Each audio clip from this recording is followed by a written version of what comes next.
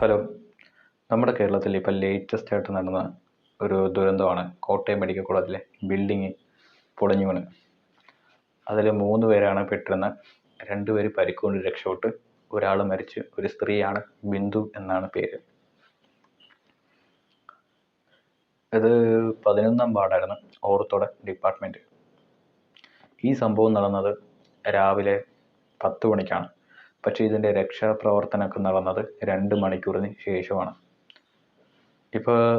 അതിപ്പോൾ നേരത്തെ സംഭവിച്ചിരുന്നെങ്കിൽ, നേരത്തെ രക്ഷാപ്രവർത്തനമൊക്കെ നടന്നെങ്കിൽ തീർച്ചയായിട്ടും അവർക്ക് രക്ഷിക്കാൻ കഴിഞ്ഞേനെ. ഈ സംഭവങ്ങളൊക്കെ നടന്നതിന് ശേഷം ആ ഹോസ്പിറ്റലിലെ സൂപ്രണ്ട് ഇവിടുത്തെ ഹെൽത്ത് മിനിസ്റ്ററായ വീണ ജോർജിനെ വിവരം അറിയിക്കുകയാണ്. 2 പേരും നിസ്സാര പരിക്കുകൾ കൊണ്ട് രക്ഷപ്പെട്ട, മരണമൊന്നുമില്ല, ഒരു കുഴപ്പമില്ല, സേഫാണെന്ന് പറഞ്ഞു. ഈ വീണ ജോർജും മന്ത്രി വാസവനും അവിടെ എത്തി. അവർ 2 പേരും ഈ പ്രശ്നം അതിനെ ന്യായീകരിക്കാനും ഈ പ്രശ്നം ലഘൂകരിക്കാനും അങ്ങനെ പലതും കാണിച്ച് നമ്മളെ കൺവിൻസ് ചെയ്യാനായിട്ട് ശ്രമിച്ചു.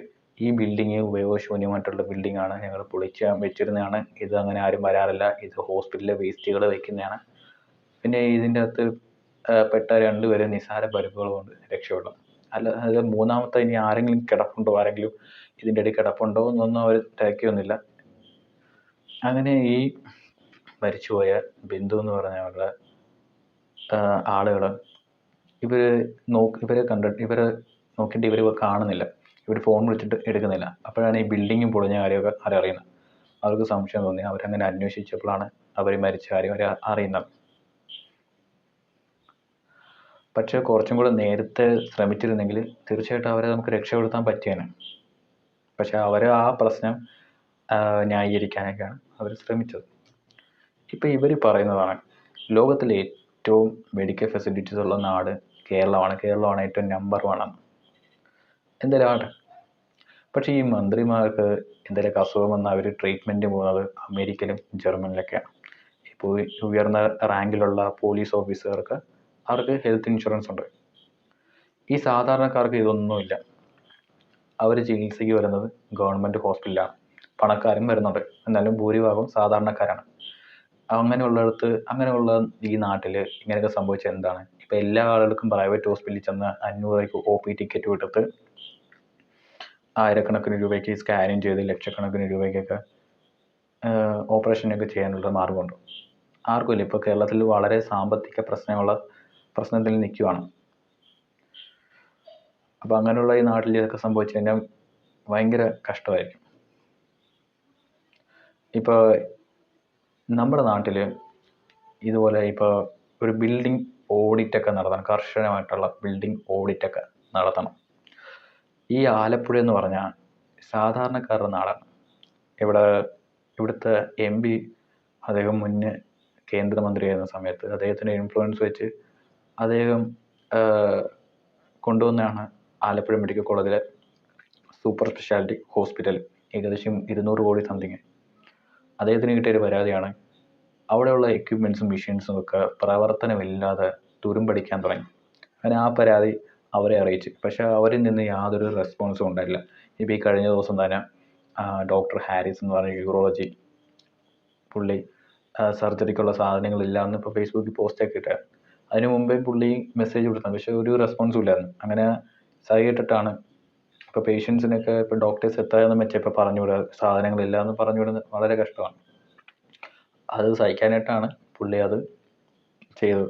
പക്ഷേ ഇപ്പം ഗവൺമെൻറ്റും പാർട്ടി പ്രവർത്തകരൊക്കെ ഇപ്പോൾ അദ്ദേഹത്തെ വിമർശിക്കുകയാണ്. പക്ഷെ എന്നാലും ഇപ്പോൾ ഭൂരിഭാഗം ഡോക്ടേഴ്സ് ആണെങ്കിലും ജനങ്ങളാണെങ്കിലും എല്ലാവരും ഇപ്പോൾ അദ്ദേഹത്തിൻ്റെ കൂടെയാണ്. ഇപ്പോൾ അദ്ദേഹത്തെ ജനകീയ ഡോക്ടർ എന്നാണ് അറിയപ്പെടുന്നത്. അപ്പോൾ ഇവരൊക്കെ പറഞ്ഞ് ഇനിയിപ്പോൾ നമ്മൾ സാധാരണക്കാർ ഇപ്പോൾ ഇവിടെയുള്ള ശോചനീയ അവസ്ഥയായി, ഈ ബിൽഡിങ് വളരെ അപകടമാണ് എന്നൊക്കെ പറഞ്ഞ് നമ്മളൊരു മെയിൽ അയക്കുക, മെസ്സേജ് അയച്ചു കൊടുക്കുകയാണെങ്കിൽ ഉറപ്പായിട്ടും ഒരു റെസ്പോൺസും ഉണ്ടാകത്തില്ല. പക്ഷേ ഇവർ പറയുന്നത് ജനങ്ങൾക്കൊപ്പമാണ്, വികസനമാണ് നമ്മുടെ ലക്ഷ്യമെന്ന്. പക്ഷെ എന്താ, നേരെ തിരിച്ചാണ് സംഭവിക്കുന്നത്. ഞാൻ മുമ്പ് പറഞ്ഞ പോലെ നമ്മുടെ ഈ നാട്ടിൽ കർശനമായിട്ടുള്ള ബിൽഡിംഗ് ഓഡിറ്റുകൾ നടത്തണം. പ്രത്യേകിച്ച് ഗവൺമെൻറ് ഹോസ്പിറ്റലിലൊക്കെ വളരെ കർശനമായിട്ട്. ഇപ്പോൾ ഗവൺമെൻറ് ഹോസ്പിറ്റലിൽ ഏതൊക്കെ ബിൽഡിങ്ങുകൾ പൊളിയാൻ കിടക്കുന്ന, എത്ര ലിഫ്റ്റുകൾ വർക്ക് ചെയ്യുന്ന, പിന്നെ നീറ്റായിട്ടുള്ള ടോയ്ലറ്റുകൾ എത്ര എണ്ണം ഉണ്ട്, ഇതിൻ്റെയൊക്കെ ഒരു കണക്കെടുക്കണം.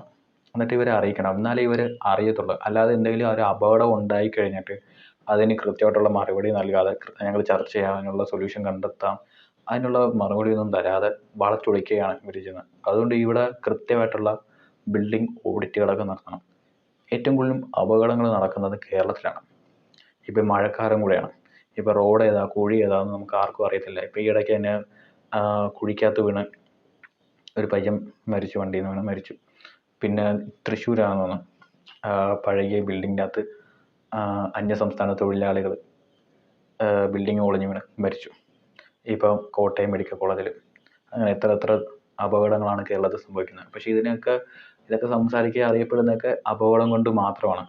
അപ്പോൾ അതുകൊണ്ട് നമ്മുടെ നാട്ടിൽ ബിൽഡിംഗ് ഓഡിറ്റുകളൊക്കെ വളരെ കർശനമായിട്ട് നടത്തണം. സത്യം പറഞ്ഞാൽ നമ്മൾ പാപം ചെയ്തവരാണ്. കേരളത്തിൽ ജനിച്ച ആളുകളൊക്കെ പാപം ചെയ്തവരാണ്. അതുകൊണ്ടാണ് നമ്മൾ ഇങ്ങനെയുള്ള ആളുകളൊക്കെ ചുമക്കേണ്ടി വന്നത്.